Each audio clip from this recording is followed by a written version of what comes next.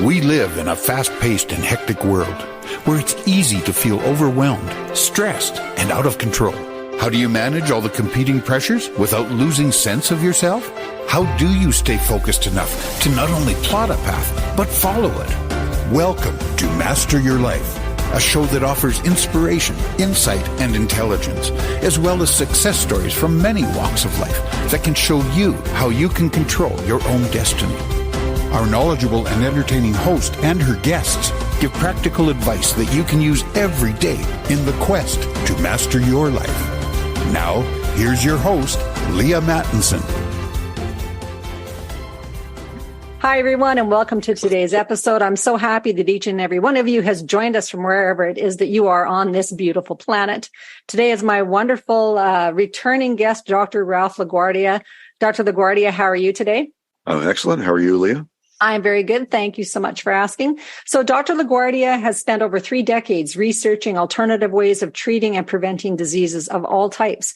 He has been in private practice in Connecticut for more than 30 years. During that time, he has learned what alternative and natural methods work and which are snake oil. He has read hundreds of books and thousands of research articles on alternative ways of treating various diseases and has a huge personal library of many of these out-of-print books. I wonder why they're out of print. He is very well known in the medical underground of pioneering integrative medical practitioners. Integrative medicine is the highly effective combination of traditional and alternative medicine. He has authored the Doomsday Book of Medicine, widely considered to be the best book on medical prepping. He has also written the Bible of Alternative Medicine and lives on an organic farm in Connecticut with his lovely wife, Lynn. Their 2 dogs and 4 horses. When not practicing medicine or writing, he spends most of his time in his orchards or in his geocentric dome greenhouse, experimenting with growing and propagating edible fruits of all kinds. Thank you, Dr. LaGuardia, for coming on today's episode and sharing your wisdom. I know you have another book in there that we didn't mention. Yeah, Infected, Secrets from the Medical Underground. Infected, Secrets of the Medical Underground. And you also have another book on the horizon as well. Yeah, I'm writing a series of books with Secrets of the Medical Underground series. I'm writing one now on long haul COVID, but I'm also on Substack under Medical Underground. Right. So Medical Underground Substack. Make sure you look for Dr. LaGuardia's. Substack.com. Substack.com. Beautiful. So make sure you look for Dr. LaGuardia's stuff. Now, if you've missed the past episodes, you can catch those all on masteryourlife.ca, on our YouTube channel as well. Although I would say probably Rumble more likely. So just look for Master Your Life on Rumble, because as many of you know, I got invited to be off of YouTube in early 2020 because of talking about some things that people weren't very happy about. So anything that with Dr. LaGuardia, we sometimes safely put on Rumble. So, so you can join us there. But you can. I'm proud of that, by the way. That's right. We're all proud of that. So you can join us on the website, though, masteryourlife.ca, and catch all of the prior episodes. And I think we've done about 8 interviews now with Dr. LaGuardia. He's a trusted friend. He's a great advisor here. He's like listening to your favorite uncle and being able to ask him any questions. So today we're going to focus in on nutrition, because there's been people asking questions about, overcoming lots of physical ailments. I see the list now, Dr. LaGuardia, about as long as my arm of the things that people are actually suffering from, diseases that people are suffering from. And I can remember having Dr. David Katz on many times also. And he said that almost all disease is caused by lifestyle issues. 99.9% of diseases can be cured through lifestyle. And that's surprising to me, because you see the number of people who are ill. We must really be struggling with, some really basic components of our lifestyle. But I think anyway, is that a lot of how we feel and how we look is the things that we put into our mouth. So I'd be really happy to have your expertise on, what are some of the basics, and what are some of the stumbling blocks? What do you see as the big things that we could focus on that would be of the most benefit? So thank you. Oh, thank you. Well, one of the major problems is the depletion of minerals and trace elements in the soils. We've been doing this industrial farming since after World War II, when the petrochemical industry decided that they couldn't make weapons anymore. They'll decide to turn to farming. And they started using NPK fertilizer, which is just nitrogen, phosphorus, and potassium, but doesn't provide all the minerals and trace elements, especially things like iodine in the soils. So everyone's deficient in most of these things, and no one ever tests for them and even knows about it. I find in my practice, it's ubiquitous. Almost every person I test is low on these, unless they have an amazing diet, which very few do. And there's consequences to that. The general IQ of the population is dropping worldwide. Right. So the IQ of the population is dropping. Yes, the IQ is dropping. Their fertility is plummeting. I think sperm counts are down 50% in the last 10 years. It's unbelievable. And there's various reasons for that. I mean, I think iodine is one of the main reasons. And also the body temperatures are cooling off. 98.6 no longer the body temperature of humans. It's like 97.8. So it's dropped like 0.8 of a point in 100 years. And that's a huge drop. And everyone's scratching their heads. But I mean, to me, the metabolism is controlled by the thyroid, which is dependent on iodine. And one of the problems is all of the bromine and bromides in the environment. Because if you go back to that very boring periodic table that we all suffered through in high school chemistry. Chemistry, yes. Yeah, bromine and iodine are right next to each other. And they're halogens. And both of them. So what happens is that they can be somewhat interchangeable in the body. However, the bromine is ineffective.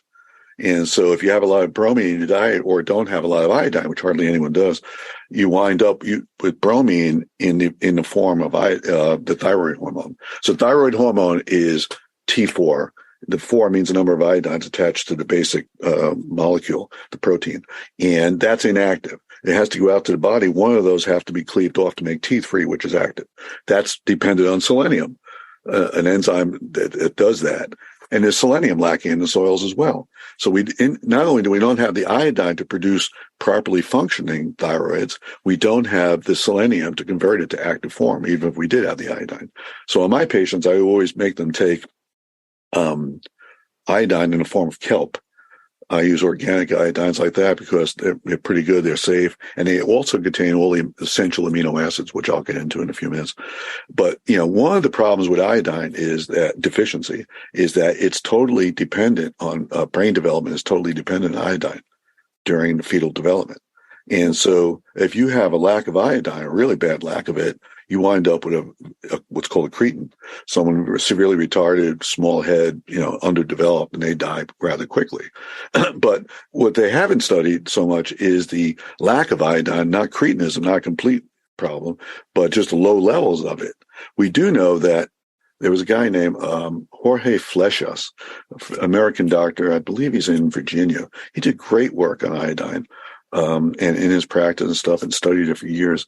And he started supplementing iodine in pregnant women, which, the pediatricians and the obstetricians never do. They were totally against it. And what he found was a 20-point spike in their IQ. Holy Toledo, because that can change your life, a 20-point spike exactly. in your IQ. And he continued giving iodine, just small doses, to children as they develop over the years. You could do it after birth also, and it'll help. But especially during the development, it helps. Why would the government not be screaming this from every building? Why would they not want us to be intelligent? Big question. There's a 3-hour episode we could do. That's exactly right. So this is interesting because what's the side effects of iodine? Like, what would be the downside if somebody said, you know what, I'm just going to experiment on myself? What if they can't get kelp though, Dr. LaGuardia? There's plenty of forms. Well, we wisely iodized salt 100 years ago because of goiter. As so many people with goiter means an enlarged thyroid from lack of iodine. And it was especially ubiquitous throughout the Midwest because the further you get from the coast, the sea has a lot of iodine. The further you get inland, the less iodine there is. And that was called the goiter belt until they started supplementing that. And they wisely did that 100 years ago. But the problem is everyone's on a low salt diet. And you really can't eat a lot of iodized salt to get it. And it's a halogen. So if your salt's laying around a while, it evaporates off the iodine. And so there's various forms of iodine. You could just take potassium iodide, which is great, cheap, and very effective. Some people use nascent iodine, which is pure iodine in drops. That's really effective. That's a little more pricey. I like the kelp myself because, like I said, you get the 9 essential amino acids in it. So that's helpful as well. And I'll explain why later. But, yes, you can easily supplement iodine in various forms. You can use betadine. And you can, inhale that and swish it around your mouth or use it in your nose. I use it a lot to disinfect things when people have COVID and stuff. You can really drop the viral burden because it's a respiratory tract infection by disinfecting the nose and oral and your mouth with either peroxide or using a betadine, diluted mix of betadine and water. Just a few drops in a glass of water is enough to do it. And so you could ingest it that way as well. You can absorb it right through your skin if you paint it on yourself. And you'll see how deficient you are because you paint it on and you have good iodine. It'll take a while to soak in. Mm-hmm. If you don't, it'll disappear like that as your body needs it so bad. Right. But that's just one of them. Then you have, all the essential minerals and trace elements that you need.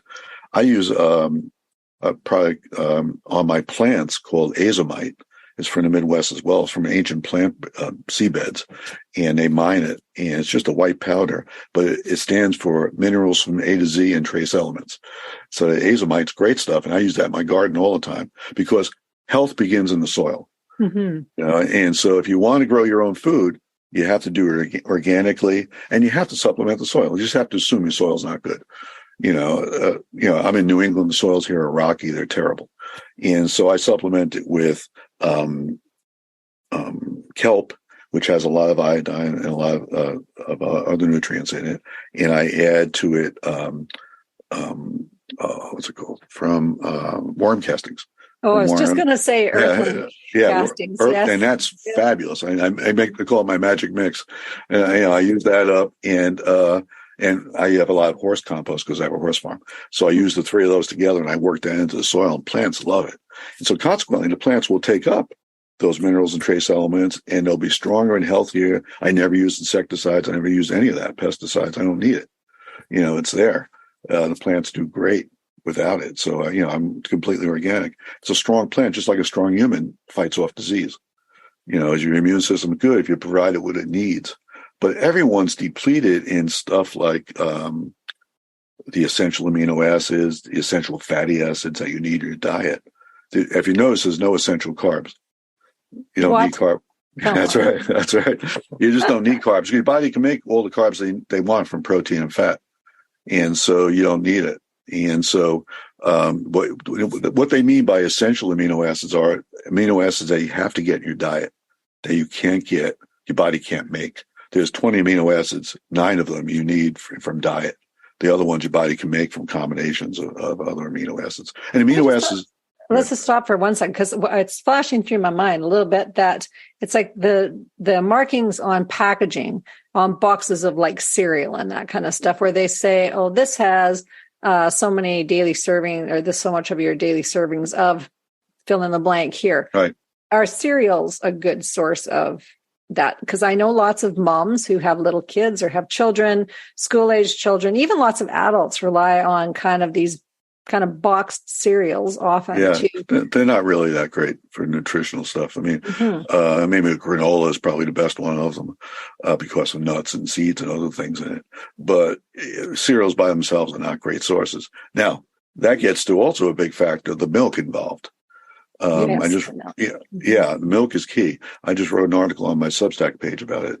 Milk can be horrible or great for you. Turns out there's 2 kinds of milk, A1 and A2. And the type in a type of milk depends on the cow that makes it. Most of the cows in the United States make 60%, they make a mix of it, 60% A2, 40% A1, but some have a lot of A1 and very little A2. And A1 is bad for you. It's toxic because what happens is beta-casein is the main protein in milk. That whey proteins are less common. 80% of them are beta-casein. And beta-casein comes in those 2 types, A1 and A2. The A1 type has an amino acid deficiency or correction in it for proline instead of lysine. And that one cannot be metabolized in the gut. and it winds up with this beta casomorphin 7, it's called, that is really toxic metabolite. That affects the body. It damages the gut lining. It causes atherosclerosis. It causes heart disease, and it leads to diabetes in milk. And so that's why I try to tell patients to use A2 milk if they can get it. Pure A2 is the best. Now, various animals make pure A2, where you're going to get yaks, camels, buffalo. But how often do you get yak or camel milk? But goat milk actually is A2. So that's good. That's really good for you. But you can buy A2 in the stores now. They have it. They have powdered A2 if you want it for infant formula. But I would certainly give infants A2 and not any A1, because why take the chance? Why give them something that's potentially toxic? So if you're going to make a cereal, try to make it with A2. Right. So is there any difference between Holstein and Jersey cattle? Yeah, there's a difference between all the cattle, depending on the mix. And there's difference from country to country on the various breeds. It's different. So people need to do their research about what is the A1 or A2 producing cow and what's in your region. Like, what does your dairy distribute? I remember growing up on a farm that we got our raw milk from our neighbor. And so that was before it was illegal. It was illegal here too. In most states, it's legal now. In some, it's legal in Connecticut. Right. And raw milk is great for you because it contains all the enzymes and stuff that you need and stuff, but once again, raw A2 would be the best, but unprocessed. What people also don't realize is I use whole milk. I never use skim milk or 1%. People think that 1% milk is 99% fat free, and it's not. Whole milk is only 4%. And so fat. And so 1% is 75% fat free, 2% is 50. Right. So let's talk about why the fat matters. So what's the difference if you're drinking skim milk versus a 4%? Well, you need fat. Fat's been demonized. Fat is great for you. And now we know that saturated fatty acids are good for you, not bad like they told us for decades. The whole fat, that's why it's the essential fatty acids you need as well. And those come primarily, the best forms of a protein and the best form of fats come from animal products. And so you can't get, because you get EPA and DHA from especially marine fats, cold water fish, mackerel, salmon, things like that. The skins of them are fabulous for you. Pull the fish off, great fats. You can get them from some cereal and vegetables. You can get it from olive oil and avocados and different things that are, certainly good for you as well. But that forms ALA, and that has to be converted to DHA or EPA to be good for you. So the best forms are the animal products giving you the best forms. Same as with essential amino acids. The best proteins are animal proteins, because they contain a lot more of the essential amino acids than the plant-based proteins. Like you can eat peas and various proteins that have a lot of protein, but you have to eat a ton of them. UK Health Radio, the station that makes you feel good.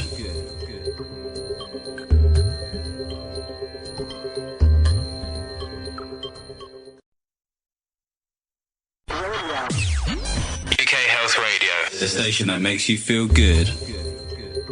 Let's talk a little bit about, your comment on kind of the low fat thing and maybe harm that's been done to people's bodies. And then how, if you've seen anyone that successfully sort of transitioned out of that low fat into a more healthier, regular fat intake diet, what the difference is that they would experience in kind of their health. Is there, because you've mentioned increased IQ with these babies and with people that, drinks, are doing certain things, taking iodine. What happens when people actually change their? Well, one of the things I noticed in my practice over the years was a lot of dermatitis, a lot of eczema, a lot of skin conditions. And they're almost entirely a lack of two things, a lack of essential fatty acids and zinc. And so I supplement both of those, and people do very well. It gets rid of their dry, flaky skin, gets rid of their psoriasis and their eczema, and it helps it immensely. It also helps memory. It helps brain stuff. The brain is all fatty acids, a ton of it, in there. And so that kind of stuff is really good for you. It takes a while. It all depends on where the starting point you're at. Right. Yes. Yeah. How badly you're depleted. Yeah, no, because I'm 55, I definitely have seen, and I did the ketogenic diet at the age of 40 to 45 without a cheat day. So, and a pure ketogenic diet. So no alcohol, and I didn't eat chocolate bombs. So I didn't do any. Right. I didn't do that. So how'd you know about me eating chocolate bombs? Right. Oh, I'm busted. I'm busted. I did it. I'm doing it now, though. No, I'm making up for it. But I also went through the low fat fad with my aunties and my mom, and so I saw what happened with people is they actually packed on weight. The Diet Coke thing, people just packed like you're drinking more of the. Like just drinking more pop in general. Right. And so even though it's quote unquote calorie free, it doesn't not affect our metabolism or our body, so all of these things sort of can compound to create these multiple health issues, so you've mentioned some of the visible ones, which is the skin problems. But what I saw is lots of people who couldn't normalize their weight. And so struggle now because they did low fat for such a long time that they can't actually even eat a normal meal without there being some kind of digestive problems and weight gain, diarrhea from it and stuff. Yeah. Diarrhea, yeah, all of that stuff. So it's yes, just Yeah, they screw their children with that as well. Mm-hmm. No fat for you, little Johnny. You need it to develop. He needs it, for your health overall. Yes. So those consequences are horrible. And the low fat, look at statistically what happened. We went on a low fat, low salt craze for decades, and we just became more and more obese. Mm-hmm. Yes. Yeah, definitely. Yeah. I was very, very fortunate to have my dad who had Huntington's disease, who needed to eat between 8,000 and 12,000 calories a day because of his movement disorder. Because if he hadn't eaten that much, then he would have faded away into nothing because he just moved all the time. So my mom cooked all the time. She's a little half French, right? So she cooked all the time. That cream and heavy cream and butter. We never ever used margarine. Great stuff. Yeah. Eggs all the time. So he was well fed, but also it's what I noticed in that is that she was able to maintain a normal weight also, even though she was eating alongside of him, obviously not the same volume, but just going, oh, like you're eating that really yummy, tasty, creamy stuff. Right. And I'm sitting over here eating my skim milk on some kind of egg white. And it's like, what the heck is this over here? Right. And you're exactly right. All that's been disproven. Yes. It's great for you. Whole milk is great for you. Fats are good for you. All these societies always used it. If you look back in time, study all societies. They ate fermented foods. Mm-hmm. They ate from nose to tail. They ate the entire animal, which gives you all kinds of collagen and great proteins that you need and minerals and all the things you need, bone marrow to eat and all this great stuff. And what do we do? Skinless chicken. And throw it out, right? Yeah, skin the chicken. That's right. Throw out the yolk of the egg. Right. I mean, the yolk's the best part. I'd rather eat the yolk. In fact, when drug companies cater to my office breakfast and lunch, I only eat lunch, but I eat breakfast. I'll get eggs. I'll just eat the yolks. Yolks are the best part. Yeah. So I'm in the rush in the morning. I'll just have some yolks with half a bagel or something. But it's great for you, that stuff. And is there some reason why you don't eat the whites? Just out of curiosity. I just don't like them that much. I know it's great protein. I'm not that hungry in the morning. I just eat a little bit, and I rather get the essential fats in there if I can. Right. And it keeps you full longer. Mm. Oh yes. Also, eat protein. You'll be eating all day. Because one of the things with the fat that I learned along the way was just that it shuts off the hunger receptor in your brain. Big time. So it's not that you feel full, like your stomach feels full, but your brain is actually soothed.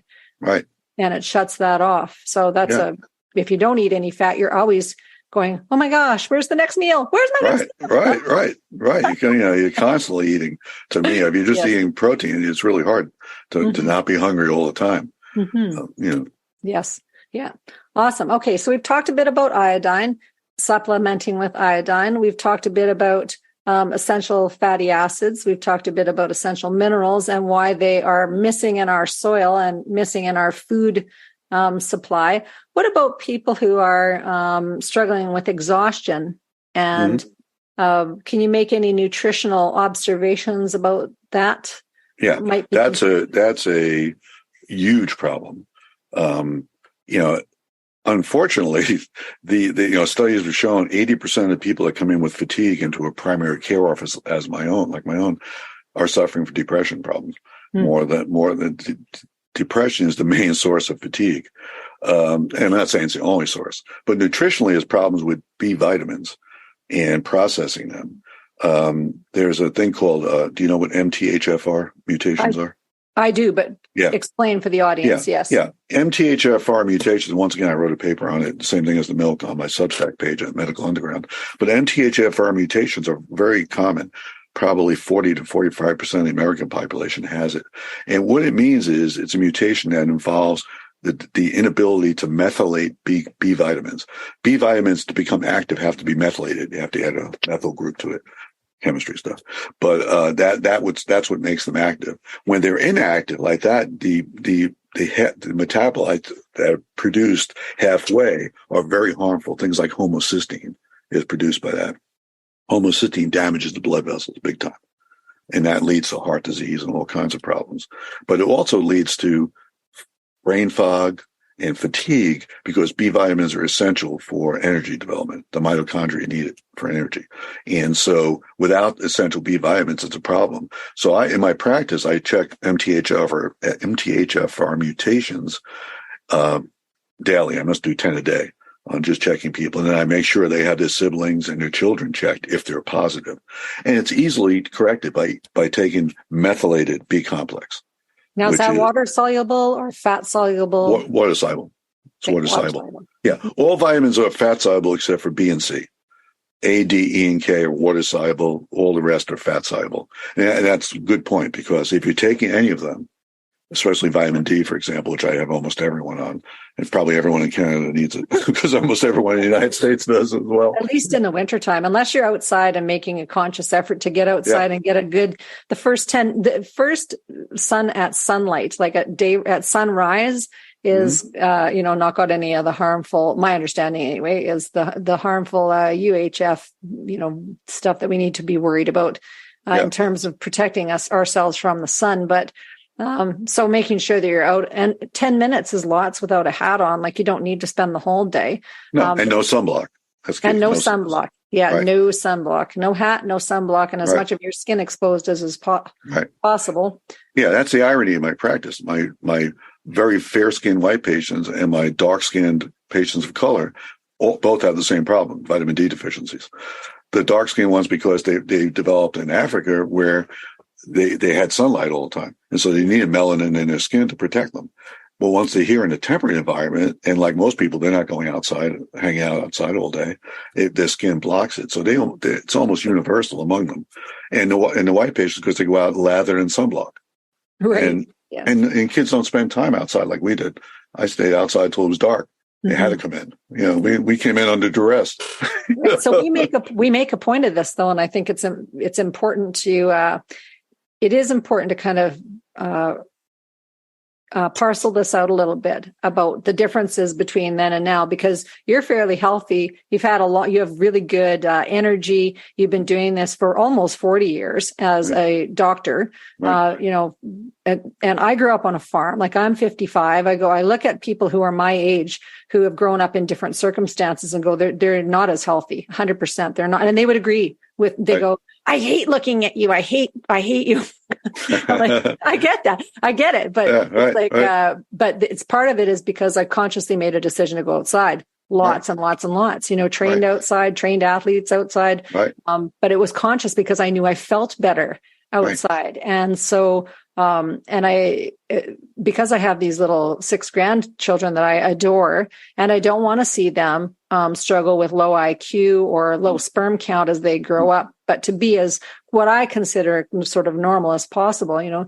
Some of the key things, taking people away from the computers, turning them off, not saying it's okay to watch Dora the Explorer for 8 hours a day, Right. People are very tuned out, so. Not to mention the electromagnetic damage. From exposure to all that stuff, which we'll have to take a whole show. We'll have to get into, but it's and these things they're subtle, but they're so important, because it's like the lure of turning on the TV because it seems like it calms people down, but it doesn't. It dissociates them. Right. So it's like it robs the kids from their natural joy and expression of themselves. And yeah, they're a lot of work. You had them. Right. We're made to be outside in the sun. We are. And the people, the dermatologists, I fight with them all the time. They're completely and utterly wrong about sun causing melanoma. It does not. Sunburns cause melanoma, not sunlight. It's the bad burns that you get. Because if sun caused melanoma, construction workers would be dropping of it more than office workers. But office workers have a way higher, level of it, and they have it in unexposed spots a lot of times. It's strange from earlier burns that they had when they were young. But so sun's great for you. It improves your mood. It raises your vitamin D. It lowers your cholesterol. Believe it or not. Because the backbone for vitamin D is cholesterol. That's what vitamin D is made from. And so you're soaking up your sun. It's great for you. And it's great. It lowers your blood pressure. It has all great, wonderful effects. It's cheap. It's there. And plus it just feels great. It's good for your mind to be outside. Listen to the birds. Forget music. Listen to the birds. Feel a breeze on your face. Stay out there in the sun.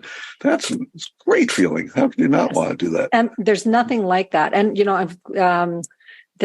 the kids thing, I want to amplify this and yourself as, like you listeners, if you get outside and you've got children that you put down for naps, that you put in front of the TV and then you put them down for naps, and you put them in front of the TV and you put them down for naps, and you go, I wonder why they're so crabby. Cause I have heard this from parents, and I go, well, they're crabby because they haven't been outside. And they go, no, I'll take them outside once they start behaving themselves.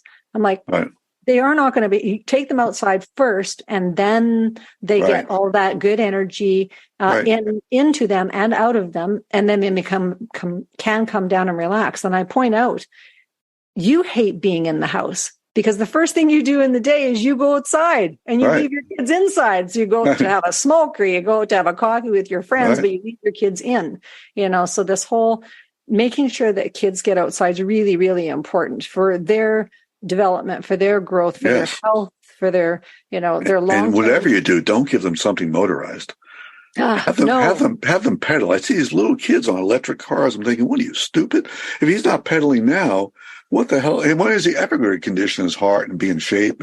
You're made to run. You're made to swim. You're made to be outside and play, in the fresh air. You're not made to hook up to a machine and travel with it, Yeah, that's right. It drives me crazy when I see that. And that's good, right? So we can all take note of self. It's like, when have I let mechanics take over from the things that I know perfectly well I can do myself, or that I should be doing? Because if you don't use it, you lose it. UK Health Radio, the station that makes you feel good.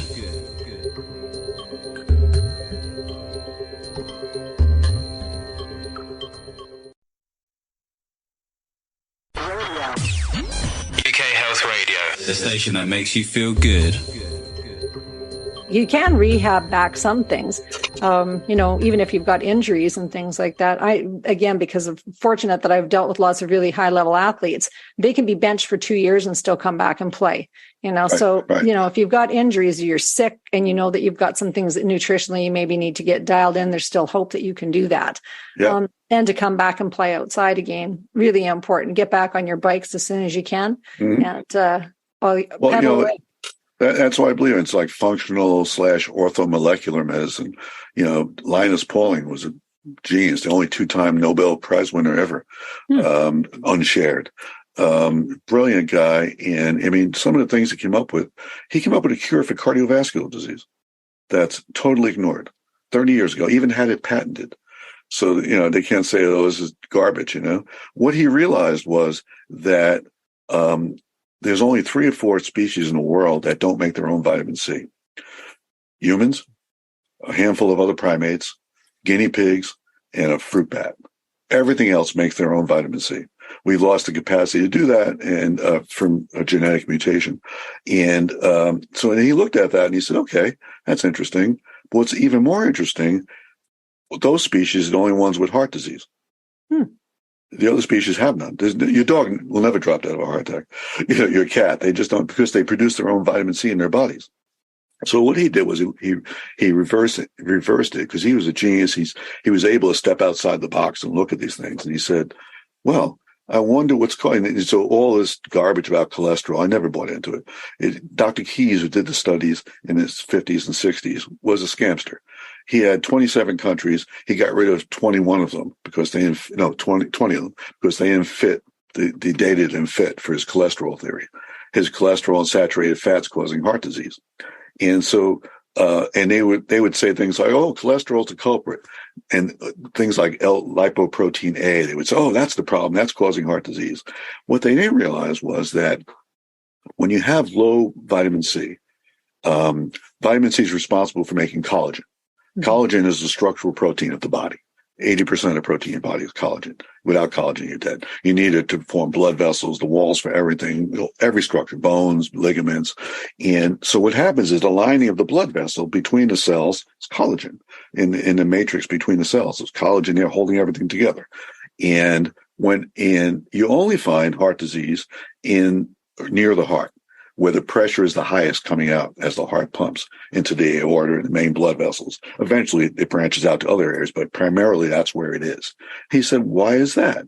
Well, the idea is that there's stress there from the high pressure coming out. And if you have enough vitamin C, you produce collagen and you repair the stress. If you don't, your body forms lipoprotein A, and it's using cholesterol as a patch to fix the damaged heart with that. And so he studied and said, what happens if I raise the dose of vitamin C I'm giving to patients? And he gave them lysine and proline, which makes collagen also.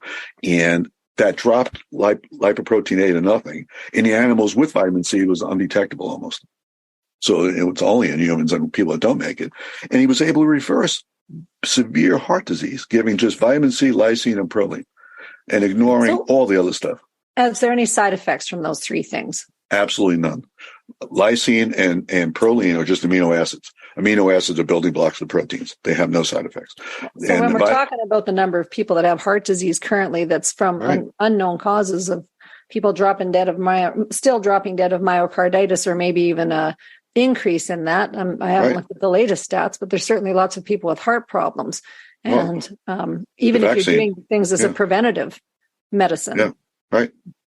As we know, the vaccine is causing myocarditis, and the spike protein from the virus and the vaccine is like a Velcro spike. It attaches into the capillaries, into the small blood vessels, and it causes inflammation there, and then microclotting that progresses to the large, blood vessels, and then eventually gives you a stroke. There's a huge spike in patients coming in with not only cancers, but strokes, heart attacks, pulmonary emboli in their lungs, blood clots in their legs, all of this stuff. And that comes over and over again. And that's all because of damage to endothelium. So what I've been doing in my practice is giving what's called fibrinolytic enzymes. There's natural enzymes that will break up clots. So I give them that along with vitamin C and various other minerals and stuff. But those are my main ones. And the reason I use those, there's three of them that people use called lumbrokinase. It's made from earthworms, of all things. But it's an old Chinese medicine trick from centuries ago. There's ceratopeptidase, which is what the moths that make silk use to eat their way out of the cocoon. And there's a third one called nattokinase, which is made from the Japanese fermented dish, a soybean dish called natto. And all three of those are great. They just target the fiber and the end product of a clot.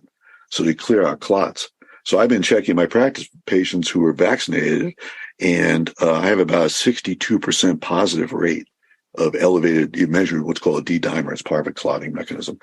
And I give them lumbrokinase or nattokinase, mostly lumbrokinase is the most potent one, and vitamin C to help heal it.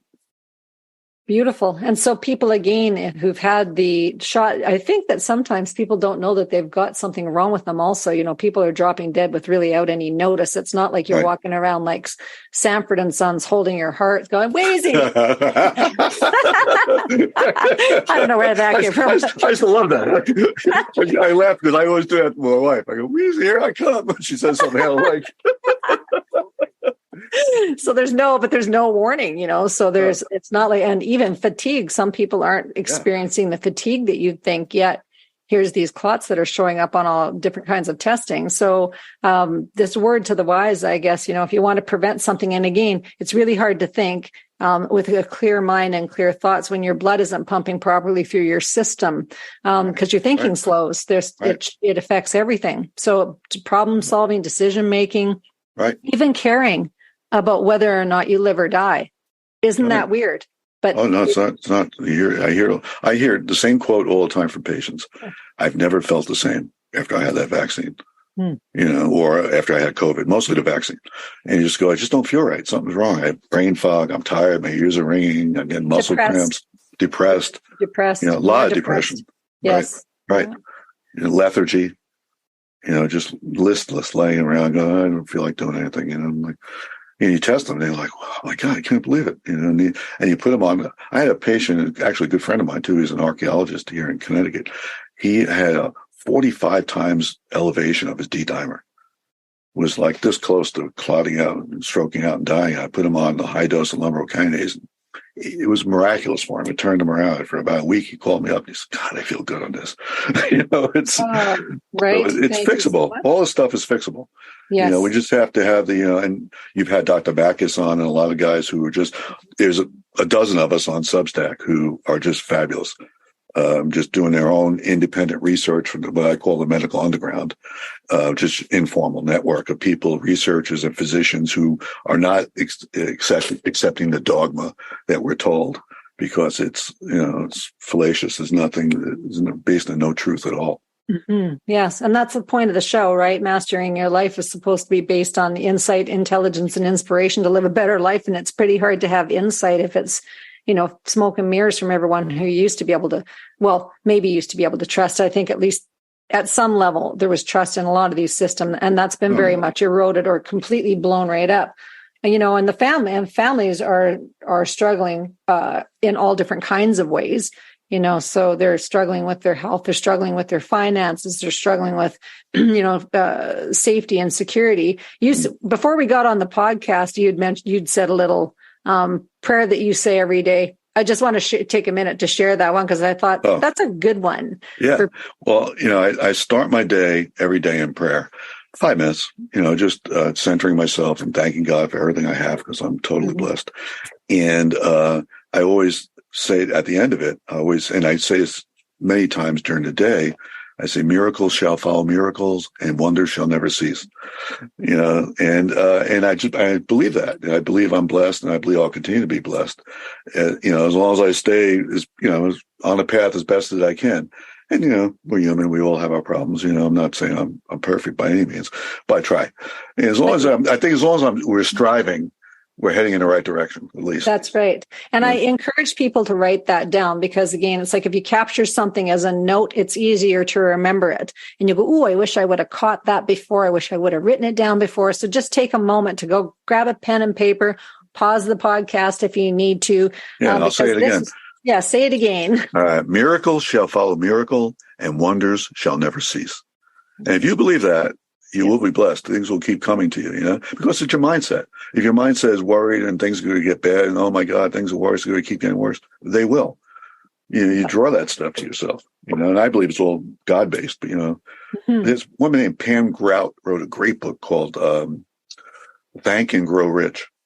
Instead of Think and Grow Rich was an old famous book by Napoleon Hill. But Thank and Grow, and it was just a fabulous book. And she gives example after example of people during the day, and some are spiritual, some are not, but all with the same mindset and how it just changes things. Yeah, the daily practice. Yes. So this is the other nutrition. The other thing that you feed is your spirit, throughout the day. So we have the nutrition of the things that we ingest, and then we have the other things that we do to help us to be healthy and to be well. And sometimes the things that people can't see are the things that make the biggest impact on our day-to-day life. Maybe we could talk a little bit. I want to invite everyone who's listening to this on UK Health Radio. Also, thank you, UK Health Radio, for airing the show now for 7 years. Much appreciated, Johan and crew. So we continue to have a voice. In Canada right now, we're experiencing a huge amount of censorship. Bill C-11 has passed. And so it's platforms like UK Health Radio. They're going to be able to continue to share this kind of information to audiences when us in Canada can't even get Canadian news on Facebook or yes. Yeah. So it's very interesting, these changing times that we're living in. But again, it speaks to having networks that's important. Like, who's in your network? Who do you know that can actually give you good advice around your health and well-being? So really appreciate you being on the show, Dr. LaGuardia, to share your wisdom. And for those of you who are listening to this, make sure that you come over to the website, masteryourlife.ca, so you can watch the video version. And again, so then you have the opportunity to be able to pause and to think about things and write down some of these remedies for yourselves. And also so that you can maybe suggest things to people who are in your life who you know are struggling with different sorts of maladies. Like if you have a child in your life who's had gut problems and the mom maybe doesn't know that maybe the milk is causing that problem, and that you could say, oh, here's the little snippet that I just heard on today's show. Let's take it away. You know, we have such busy lives. Right. That there's so much information coming at us all the time. It's hard to apply any of it. So we sort of dial it back and go to the basics of what people struggle with. It's just, how do I do this one thing differently? Right. And to try to make it, stick or to help my own health. And then how do I take that thing forward? So again, I want to encourage people to pick up your books also, because it's really awesome to have something in your hand that is the thing that you can look at for reference. And I do have your book here. So I know you guys if you're tuning in on audio podcast, you won't be able to see it, but I will just show for people who are watching the video version. I have the Bible of Alternative Medicine here in my hand. And this is a really wonderful book. My sister's been using it and loves it. So pick one of these up for your family, because also you can use it as a guide to how you can grow your own food and things that you can grow together and ways that you can actually harvest the things that you're growing, because that's important, right? So it's like, what do you do with it after you grow it? So all of that is in here. So thank you, Dr. LaGuardia, for taking the time to write these wonderful books that we can have in our libraries and that our family and friends can appreciate for generations to come. So let's just take the last few minutes of the podcast just to talk about sort of the gems or the jewels of things that you would like people to take away, maybe about biggest challenges. You said depression. I think, and I've been thinking about this for a long time. There's an epidemic of loneliness. Mm-hmm. Loneliness is everywhere. I mean, people are just isolated and lonely as hell. And I see it in my practice all the time. Tons of middle-aged men and women just isolated. They have no friends. They just stay at home. And I think we have to get back to that. One of the best things that I ever do is get together with my friends.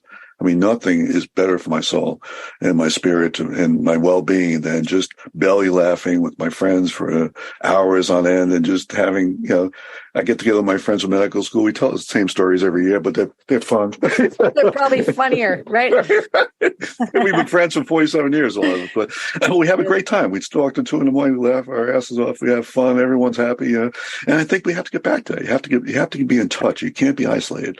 You have to get out and meet people. You have to interact with people. Yeah. I mean, all this, I have 4 boys in my practice who are having sex changes. All 4 of them have the exact same scenario. They live in their basement, their parents' basement. They're online constantly. They're socially isolated. They don't work. They have no friends. And everything they get, all their information is from online. And it's just, you could see this. And these are the same people who become the serial killers and all the other things. There's always these isolated people who have no connection anyone else. So it's easy to go out and kill people if you don't feel connected to anyone, and I think that's an which is not recognized as a problem. That is, I think loneliness is huge. Yes, I agree. Yes, totally agree. Yeah, it's shocking the number of people that are going through this whole accepting the transition piece. There's this really great movie that's coming out right now. It just started playing last week or on July 4th called Sound of Freedom. I think it's called Sound of Freedom. So it's Tim Ballard and talking about the child trafficking. And the reason it links is because the psychology is the same. This loneliness, isolation, making decisions that aren't good. You know, Right. they're not good. And so these little micro decisions that we have along the way that lead us down the path of the darker. And then we're not supposed to say anything about it. You know, we're not supposed to, say, hey, that's not right. You should be a dude and be a dude. Keep your junk, keep all your stuff, go date some girls, go. Right. Get out, have some fun. What the hell are you doing? They don't even have driver's licenses, half of them. They're so passive. I can't believe it. But if you have a lot of friends, and it's happened to everyone as we grew up, you bounce something off your friends and they'll say, what are you, an idiot? And they'll help center you. And you think, he's right about that. What was I thinking? And they're lacking that. Yes. And I think, they're lacking it from the community, they're lacking it from their family, and they're lacking it from their friends, and they're lacking it from lovers. They don't have any of those things. Right. Yes. No, they don't. How shallow is your life if you don't have friends, families, lovers, It's terrible. It is terrible. And there's lots of factors that have gone into making people isolated. And we can go on a 3-hour show about that too. But we've got to actually draw this episode to a close. So I'd like to pick up and talk about it again, though, Dr. LaGuardia, because I think there are some good strategies that people can use. But first of all, the invitation to not meet online, meet in person. Right. I think that's, in the flesh is really important. So Right. Stay courageous for another week, guys. We'll have Dr. LaGuardia on again to talk about all things good for the soul, nutrition and lifestyle strategies. So thank you again, Dr. LaGuardia, for being a wonderful guest. Thank you for having me. I always enjoy it. Awesome. All right, everyone, love yourselves, love each other, mind your minds. That's all for us. Bye for now. Thank you for being a part of our program today. Master Your Life is a presentation of Leaha Mattinson Enterprises, Inc. Join us next time on Master Your Life, helping you to discover the very best of you.